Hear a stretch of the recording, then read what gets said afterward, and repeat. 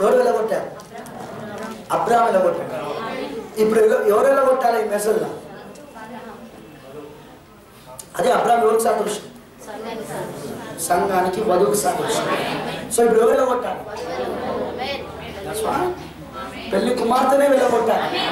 నిబంధన జనులకు తప్ప ఇది అందరికీ కాదు. ఇది దేవుడు కేవలం అందరికీ ఇవ్వలేదని నిబంధన జనులకే ఇచ్చాడు. హల్లెలూయా. మరి అబ్రహాము వాటిని వెలగొట్టేశాడు. ఆ తర్వాత కొద్దిసేపటికి ప్రొద్దుగించింది, సాయంత్రం అయింది, రాత్రి అయింది. మనం ఇప్పుడు ఏ కాలంలో ఉన్నాము? సాయంకాలంలో ఉన్నాం మనము. ఆమేనంటారా?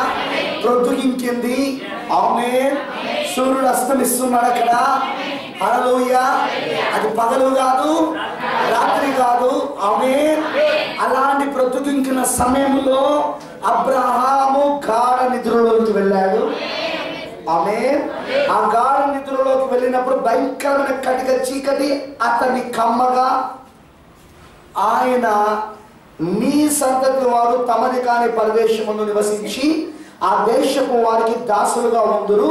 వారు 400 ఏళ్ళు వీరిని శ్రమ పెట్టుదురు. వీరు ఎవరికి దాసులవుదురో ఆ జన్మలకు నేనే తీర్పు తీర్చుదును. మరి వారు మిక్కిలి ఆశతో బయలుదేరి వచ్చేదారు. అబ్రహాముకి జరగబోయే భవిష్యత్తును చెబుతున్నారు దేవుడు. ఎందుకంటే ఇది అబ్రహాముకు మాత్రమే సంబంధించిన నిబంధన కాదు. పట్టుకుంటున్నారా మీరు?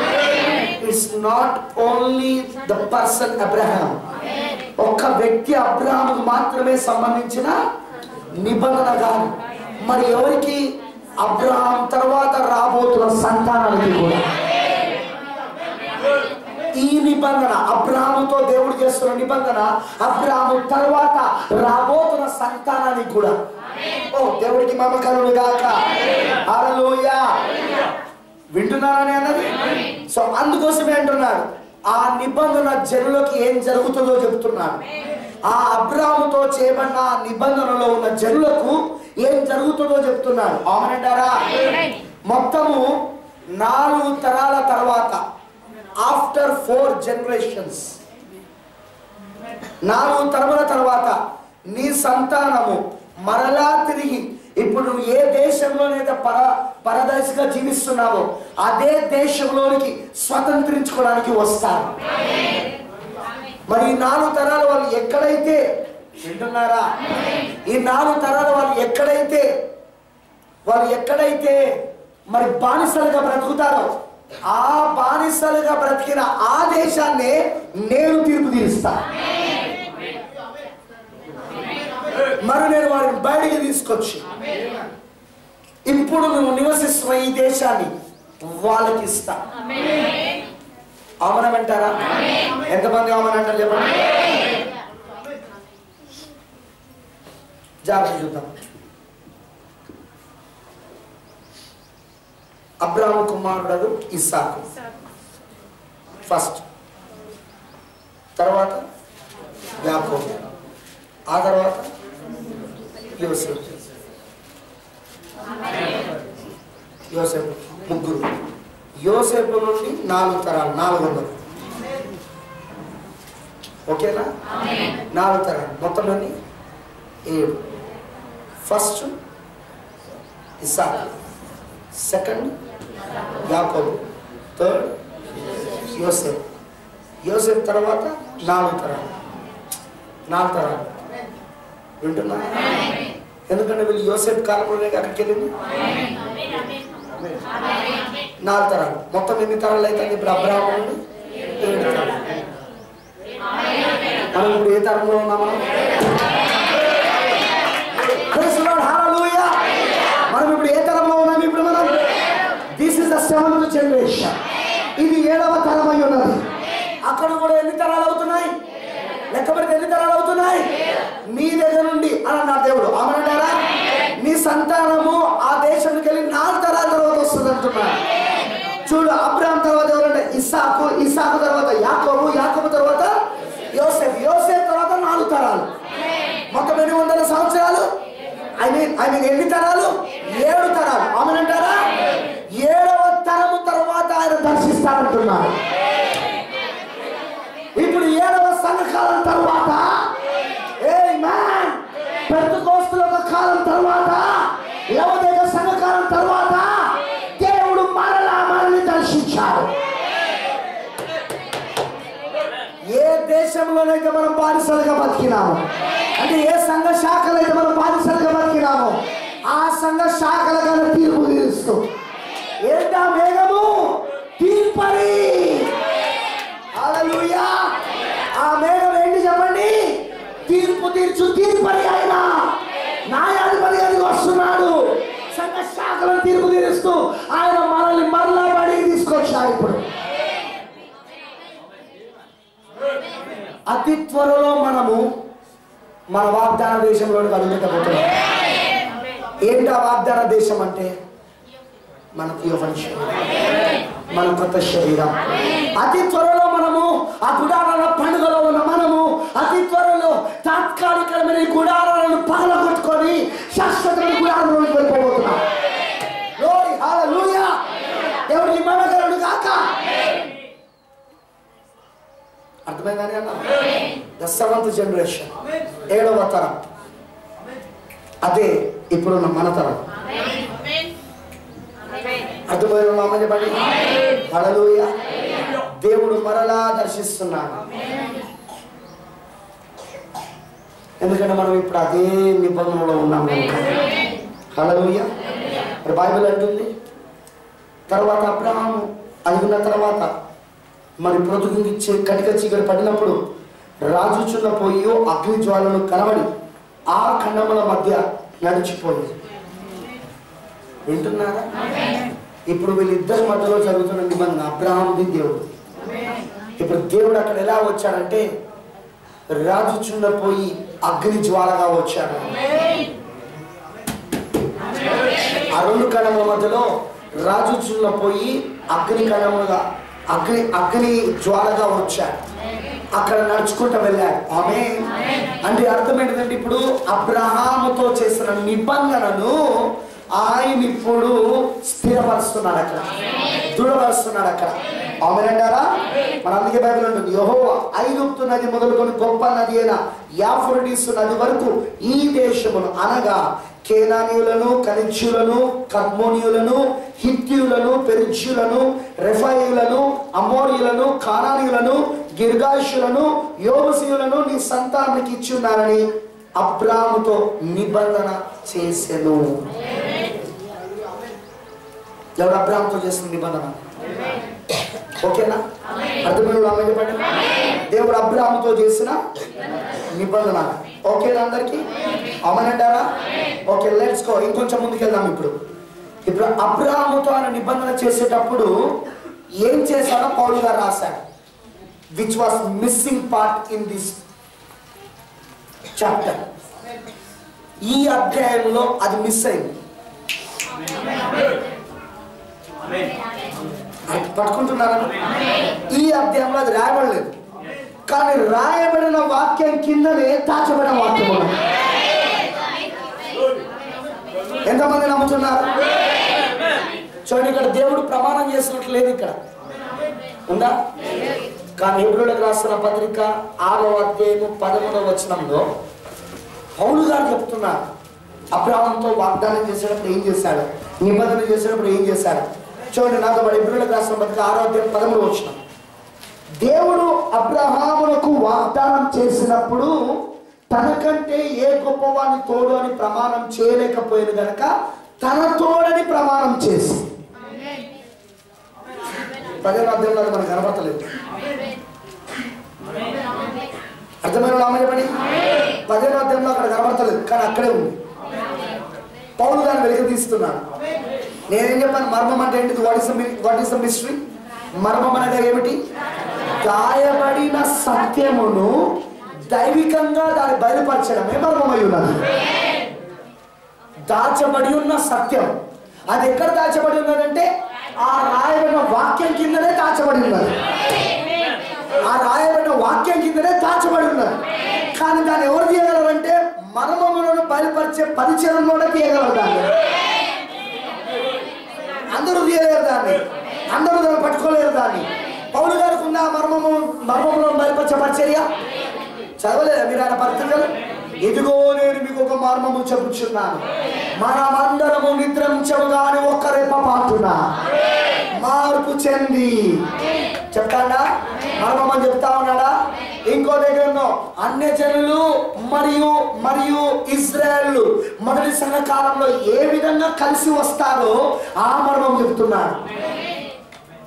పౌలు గారి పరిచర్య కూడా మర్మములను బయలుపరిచే పరిచర్య. అవునంటారా? మరి మర్మమును బయలుపరచడం అంటే అర్థం ఏంటిదంటే దాచబడి ఉన్న సత్యమును, రాయబడిన వాక్యం కింద దాచబడిన సత్యమును దైవికంగా బయలుపరచడమే మర్మము యొక్క పరిచర్య. ఇప్పుడు పౌలు గారు ఆ మర్మం యొక్క పరిచర్యలో చెబుతున్నాడు. ఇప్పుడు వింటున్నారా అందరూ? మీకు ఇంకో విషయం చెప్తాను. బైబిల్లో ఎన్నేయాంబ్రే అనే పేరు పాత నిబంధనలో లేదు. ఎన్నేయాంబ్రే అనే పేరు పాత నిబంధనలో లేదు. అబ్రహామును మోషేను ఎదిరించిన ఎన్నేయాంబ్రే. సేమ్ మోషే చేసిన అద్భుతాలన్నీ వీళ్ళు కూడా అనుకరించి చేశారు. అక్కడ బైబిల్ ఏముందంటే ఫరో దగ్గర ఉన్న మంత్రకాలను ఉంది, కానీ వాళ్ళ పేరు లేదు బైబిల్లో, పాత నిబంధన. కానీ పౌలు రాస్తున్నాడు, ఆ మర్మని పౌలు రాస్తున్నాడు, వాళ్ళ పేరు పౌలు రాస్తున్నాడు. అర్థమైన నామే చెప్పాలా? కానీ పాత నిబంధన అది లేదు. What is ministry? అర్థమవుతుందా? మీ పరిచర్య అర్థమవుతుందా? పౌలు గారి పరిచర్య, ప్రవక్త పరిచర్య మీకు అర్థమవుతుందా? మర్మములను బయలుపరిచే పరిచర్య అనమాట. మర్మములను బయలుపరిచే పరిచర్య దేవుడు అక్కడ పౌలు గారికి ఇచ్చాడు. చూడండి, ఇప్పుడు ఈ భాగం కూడా మనకు కనబడతలేదు బైబిల్లో. అవునంటారా? కానీ బైబిల్ అంటుంది 13వ వచనంలో, దేవుడు అబ్రహామునకు వాగ్దానం చేసినప్పుడు తనకంటే యో గొప్పవాని తోడని ప్రమాణము చేయలేకపోయాను గనుక తన తోడని ప్రమాణం చేసి నిశ్చయముగా నేను నిన్ను ఆస్వాదింతును, నిశ్చయముగా నేను విస్తరింపజేతునని చెప్పాను. ఆ మాట నమ్మి అతడు ఓర్పుతో సహించి ఆ వాగ్దాన ఫలము పొందాను. మనుషులు తమ కంటే గొప్పవాని తోడని ప్రమాణం చేతురు. కరెక్ట్. ఒకరితో ఎవరితోడైనా మనం వాదించినప్పుడైనా, ప్రతివాదన చేస్తున్నప్పుడైనా, నిబంధన చేసేటప్పుడైనా మనం ఏమని పెట్టుకుంటామంటే తోళ్ళు, ఒట్టు పెట్టుకుంటాం, ప్రమాణం చేస్తాం. ఒప్పుకుంటారా మీరు? ప్రమాణం చేసేటప్పుడు ఎలా ఉంటుందంటే నా తోడని ఎవరన్నారు, కానీ వారికంటే గొప్పవారు, అమ్మనో నాన్ననో ఇంకెవరో సంబడి దేవుడు, వాళ్ళపైన తోడని పెట్టుకుంటాం మనం. అవునా? ఇక్కడ పౌలు గారు అదేంటున్నాడు, మనుషులు తమ కంటే గొప్పవారి తోడని ప్రమాణం చేతులు, వారి ప్రతి వివాదములోను వివాద అంశమును పరిష్కారము చేయనది ప్రమాణమే. అంతేగా ప్రమాణం చేయాలి. నువ్వు ఈ పని చేయలేదని ప్రమాణం చేయ, వాడు ప్రమాణం చేస్తే మనం వదిలిపెట్టేస్తాం. నీ ఇష్టం, నువ్వు ప్రమాణం చేసినావు, నువ్వు చేసింది రైటో రాంగో అది నీకు దేవుడి మధ్య విషయంగా దేవుడి పైన ప్రమాణం చేయను. ప్రతి వివాదములను దేంతో పరిష్కరిస్తారు? ప్రమాణం. నిబంధన కూడా దేంతో చేస్తారు? ప్రమాణం. వింటున్నారా? నిబంధన కూడా ఏం చేస్తారు చెప్పండి? వినబడతలే నాకు? ప్రమాణముతో చేస్తారు. అవునంటారా? ఇప్పుడు అదే పౌలు గారు రాస్తున్నాడు. సో ఇప్పుడు 10వ వచనం, ఆ విధముగా దేవుడు తన సంకల్పము నిశ్చలమైనదని. నిశ్చలం అంటే స్థిరమైనది, దానికి ఇక కదలడే ముచ్చట లేదు, వెనుకాడే విషయం లేదు, తప్పిపోయే విషయం లేదుగా. అది నిశ్చలమైనది, స్థిరమైనది కాదు, దృఢమైనది. అది ఆ విధముగా దేవుడు తన సంకల్పము నిశ్చలమైనదని ఆ వాగ్దానములకు వారసులైన వారికి మరి నిశ్చయముగా కనపరచాలని ఉద్దేశించిన వాడై, గమనించండి మాట, తాను అబద్ధమాడ జాలని నిశ్చలమైన 2 సంగతులను బట్టి మన ఎదుట ఉంచబడిన నిరీక్షణను చేపట్టుటకు శరణాగతులైన మనకు బలమైన ధైర్యము కలుగునట్లు ప్రమాణము చేసి వాగ్దానమును దృఢపరిచెను. ఇప్పుడు వాగ్దానం దేంతో దృఢపరుస్తున్నాడు చెప్పండి? చెప్పాలా నాకు? ఇప్పుడు వాగ్దానాన్ని దేంతో దృఢపరుస్తున్నాడు? ప్రమాణముతో. అవునంటారా? దేవుడు ఇక్కడ అబ్రహాముతో కూడా ప్రమాణం చేశాడా? కానీ దేవుడి కంటే గొప్పవాడు ఎవరు లేరు. దేవుడు ప్రమాణం చేయాలంటే తనకంటే గొప్పవాడు ఎవరు లేరు. అందుకే ఆయన ఏం చేశాడు? తన తోడు తానే పెట్టుకున్నాడు. తన తోడు తానే పెట్టుకున్నాడు. అవునంటారా? ఇప్పుడు అబ్రాహాముతో చేస్తున్న నిబంధనలో ఈ విషయం చాలా చాలా ప్రాముఖ్యమైనది. ఒట్టు పెట్టుకొనుట, ప్రమాణం చేయుట, ఒట్టు పెట్టుకొనుట, ప్రమాణం చేయుట, అది దేవుడు. ఇక్కడ అబ్రాహాం చేస్తలేడు, ఒట్టు అబ్రాహాం పెడతలేడు. ఇక్కడ ఒట్టు ప్రమాణము అబ్రాహాముగా చేస్తున్నది. ఎవరు చేస్తున్నారు? దేవుడు అబ్రాహాముతో చేస్తున్నాడు. అవునంటారా? అదిగో ఆ భాగం మనకు 15వ అధ్యాయంలో కనబడదు, కానీ అది అక్కడే దాగున్నది. దాని మర్మాన్ని ఎవరు తీసుకొస్తున్నాడో పౌలు గారు తీసుకొస్తున్నాడు. అవునే, ఈ భాగమే లేకపోతే మన ప్రకటన పది అర్థం కాదు. దేవుడు ఎంత అనంత జ్ఞాని గలవాడండి. చూడండి, ఆ భాగము 15వ అధ్యాయంలో లేదు. ఆదికాండం 15లో అబ్రాహాముతో వాగ్దానం చేసేటప్పుడు, అబ్రాహాముతో ఆయన నిబంధన చేసేటప్పుడు లేదు ఆ భాగం. కానీ దాన్ని ఎవరు తీసుకొస్తున్నారంటే ఆ భాగాన్ని, ఆ రాయబడిన వాక్యములో ఉన్న దాచబడిన వాక్యాన్ని ఎవరు బడి తీసుకొస్తున్నారంటే పౌలు గారు. ఆయన ఏమని చెప్తున్నాడంటే వాగ్దానంలో కానీ నిబంధనలో కానీ ప్రతి వివాద అంశంలో కానీ వివాదాలలో కానీ ప్రమాణమే ముఖ్యం. ప్రమాణమే పరిష్కరిస్తారు, ఒట్టే పరిష్కరిస్తారు. అయితే దేవుడు అక్కడ ఒట్టు పెట్టుకుంటున్నాడు, దేవుడు అక్కడ ప్రమాణం చేస్తున్నాడు. ఏమని ప్రమాణం చేస్తున్నాడు అంటే ఎవరో తనకంటే గొప్పవారి పైన ప్రమాణం చేయాలి. కానీ తనకంటే గొప్పవాడు ఎవరు లేరు. దేవుడి కంటే గొప్పవాడు ఎవరైనా ఉన్నారా? భూమి దేవుడి కంటే గొప్పదా? ఆకాశం దేవుడి కంటే గొప్పదా? ఈ సృష్టిలో ఉన్న విశ్వము దేవుడి కంటే గొప్పదా? పరలోకంలో ఉన్న దూతలు దేవుడి కంటే గొప్పవాళ్ళా? పరలోకంలో కేరుబులు శరాబులు దేవుడి కంటే గొప్పవాళ్ళా? ప్రవక్తలు దేవుడి కంటే గొప్పవాడా? సంఘము దేవుడి కంటే గొప్పదా? అర్థమైనా చెప్పాలా? No, they are not great. వాళ్ళందరూ దేవుడి కంటే గొప్పలు కాదు. అవునంటారా? అందుకే ఆయన ఏం చేస్తాడంటే తన తోడు తాను ఒట్టు పెట్టుకున్నాడు. అబ్రాహాముతో చేసేటప్పుడు, అబ్రాహాముతో నిబంధన చేసేటప్పుడు, అబ్రాహాముతో వాగ్దానం చేసేటప్పుడు తన తోడను పెట్టుకోవాల్సి వచ్చింది.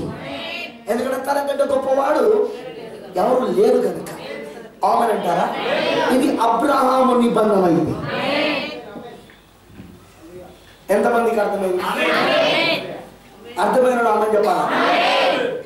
అర్థమైన వాళ్ళందరూ ఆమె చెప్పాలా? నా ఇప్పుడు నేను కొంచెం డీప్గా వెళ్తున్నా, జాగ్రత్తగా వింటారా? చాలా లోతుకి వెళ్తాను, కానీ వినగలుగుతారా? చూడండి, అబ్రాహాము భౌతికంగా జన్మించిన సంతానం ఎవరు అంటే ఇస్సాకు. భౌతికంగా, శరీరకంగా వాగ్దాన కుమారుడు. ఇస్సాకు వలననే నీకు సంతానం అనబడును అని చెప్పాడా? ఇస్సాకు తర్వాత యాకోబు, యాకోబు తర్వాత యోసేపు, యోసేపు తర్వాత ఇజ్రాయెల్. మనం చూసాం, వీళ్ళు 400 సంవత్సరాలు ఉంటారు. యోసేపు తరం తర్వాత ఉన్నారా? 400 సంవత్సరాలు ఉన్నారా? సో అప్పటికి అబ్రాహాం నుండి లెక్క పెడితే మనకు 3 తరాలు అయిపోయినాయి ఆల్రెడీ. మళ్ళీ 4 తరాలు, మొత్తం ఎన్ని తరాలు అయినాయి? మొత్తం 7 తరాలు అయిపోయినాయి, 700 తరాలు.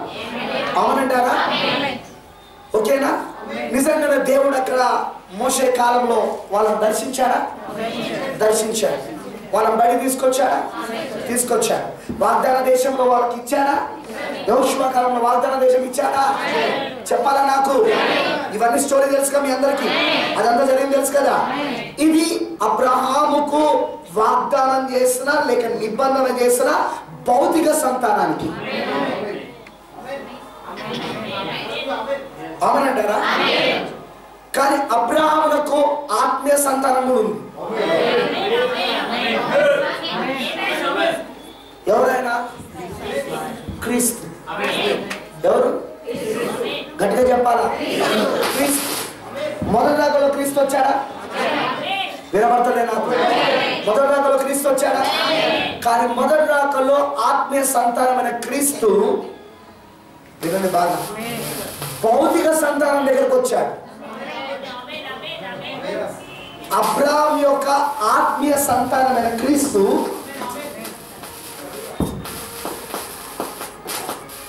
అబ్రాహాం యొక్క భౌతిక సంతానమైన ఇజ్రాయెల్ దగ్గరికి అబ్రాహాం యొక్క ఆత్మీయ సంతానమైన క్రీస్తు వచ్చాడు. వచ్చాడా? మొదటి రాకలో వచ్చాడా? వచ్చాడా? అర్థం కావట్లేదు నాకు. వచ్చాడా? వచ్చాడు.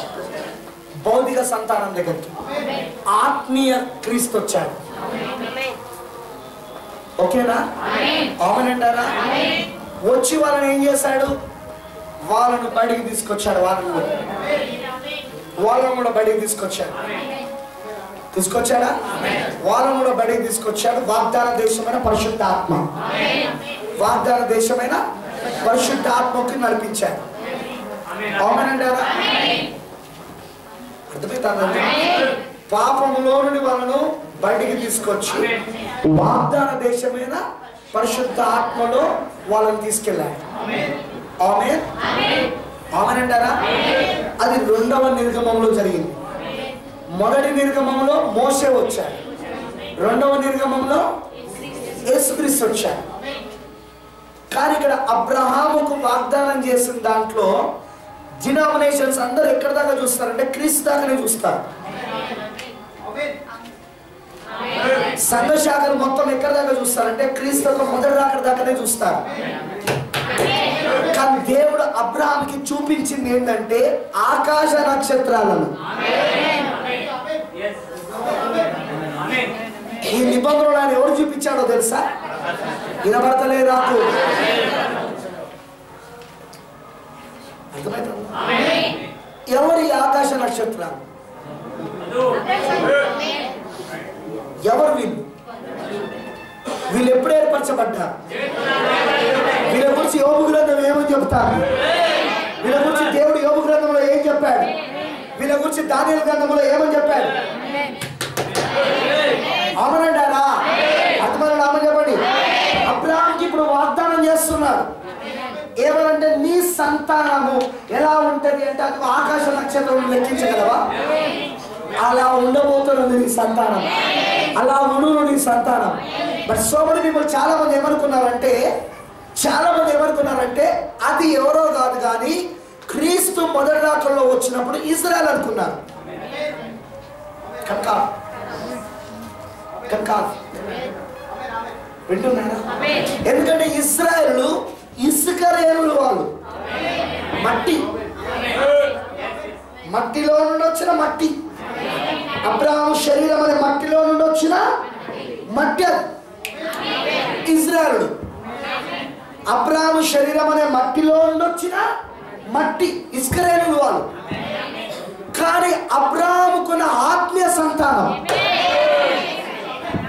ఎవరైనా పౌలు గారు ఏమని చెప్పాడు? రోమీయులకు రాసిన పత్రికలో అబ్రహాముకు ఒక ఆత్మీయ సంతానం ఉన్నది. ఆ వాగ్దాన కుమారుడు కొరకు ఎదురు చూస్తాడు. ఎవరు ఆ వాగ్దాన కుమారుడు? నిలబడతలే నాకు. ఆ వాగ్దాన కుమారుడు క్రీస్తు అయి ఉన్నాడు. Jesus Christ.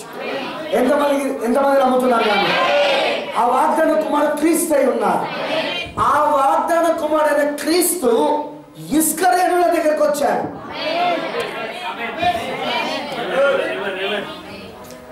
ఎవరు వాళ్ళు? ఇజ్రాయెల్, భౌతిక ఇజ్రాయెల్. అబ్రహాము ఒక శరీరంలో నుండి పుట్టిన వాళ్ళు. కానీ వాళ్ళకు కాదని, అది వాళ్ళకు కాదని ఆ నిబంధన. మరి ఎవరికి? ఆకాశ నక్షత్రాలు. ఎవరి ఆకాశ నక్షత్రాలు? ఆమేన్. యోబుతో దేవుడు ఏమన్నాడు? హల్లెలూయా. ఉదయ నక్షత్రములని ఏకముగా కూడి చప్పట్లు కొడుతూ పాట పాడుతున్నప్పుడు, దేవుడు భూమికి పునాదులు వేస్తున్నప్పుడు, ఉదయ నక్షత్రములని ఏకముగా కూడి చప్పట్లు కొడి పాటలు పాడుతున్నప్పుడు నువ్వు ఎక్కడున్నావు యోబు? ఎవరా ఉదయ నక్షత్రాలు? వధువు, పెళ్లి కుమార్తె. ఎవరి ద్వారా రావాలా? అబ్రహాం యొక్క వాగ్దాన సంతానం ద్వారా రావాలి. అయితే అది భౌతిక వాగ్దాన సంతానం కాదు. భౌతికంగా వాగ్దానం వచ్చిన వాడు ఇస్సాకు. వాళ్ళ కాదు. ఆమేనంటారా? మరి ఎవరు? భౌతికంగా కాకుండా వచ్చిన వాడు ఎవరు? ఇప్పుడు క్రీస్తు.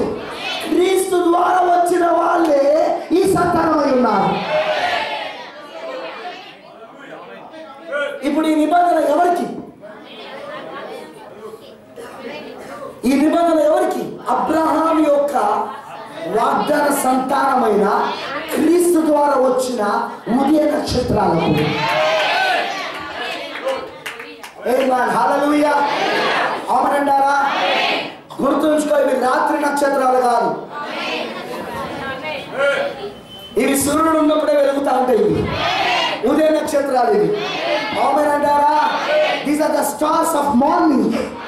రాత్రులు కాదు, ఉదయ నక్షత్రాలు. ఇవి ఉదయ కాలంలో వెలుగుతా ఉంటాయి. ఆమేన్, హల్లెలూయా. వింటున్నారా అందరూ? ఓకే, జాగ్రత్తనండి. సో ఇప్పుడు ఈ నిబంధన ఎవరికంటే? ఈ నిబంధన ఎవరికంటే అబ్రహాం యొక్క వాగ్దాన కుమారుడైన క్రీస్తు ద్వారా వచ్చిన జనులు.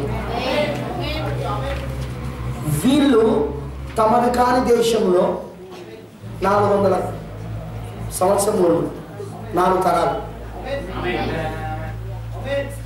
ఓకే, భౌతికంగా చూస్తే ఇస్సాకు, యాకోబు, యోసేపు, ఆ తర్వాత 4 తరాలు, మొత్తం ఎన్ని తరాలు?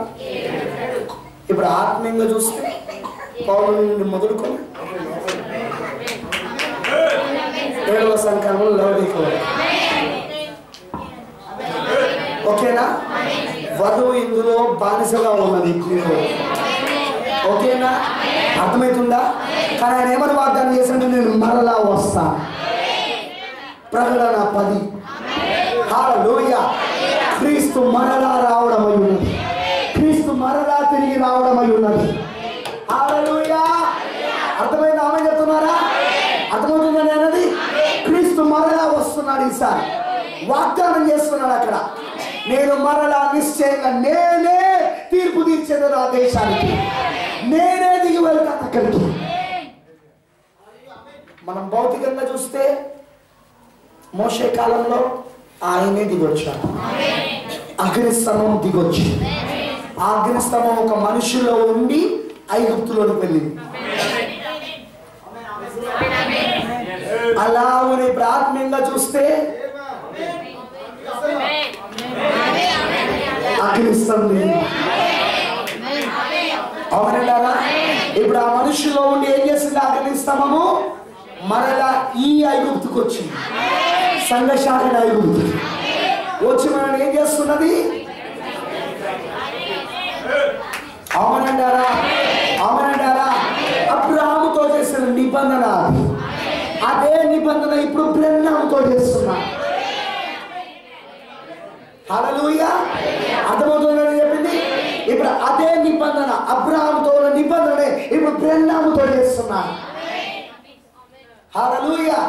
అందుకే దేవుడు అక్కడ ఏం చేస్తున్నాడంటే ఆ నిబంధన స్థిరపరచడానికి ప్రకటన 10వ అధ్యాయంలో ఆయన ఎలా వస్తున్నాడంటే బలిష్ఠుడైన వేరొక దూతగా పరలోకముడు దిగొస్తూ, అర్థమవుతుందా?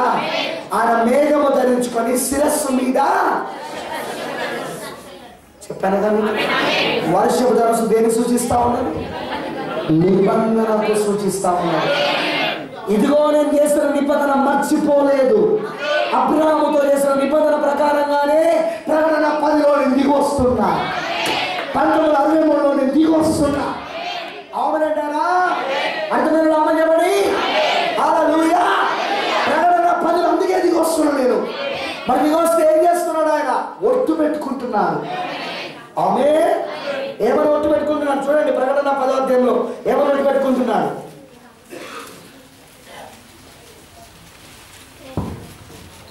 మరి 5వ వచనం, మరి సముద్రం మీదను భూమి మీద నిల్చుండగా నేను చూసిన ఆ దూత తన కుడిచే ఆకాశం తట్టెత్తి పరలోకమును అందులో ఉన్న వాటిని, భూమిని అందులో ఉన్న వాటిని, సముద్రమును అందులో ఉన్న వాటిని సృష్టించి యుగ యుగములు జీవించుచున్న వాడి తోడు ఒట్టు పెట్టుకోండి.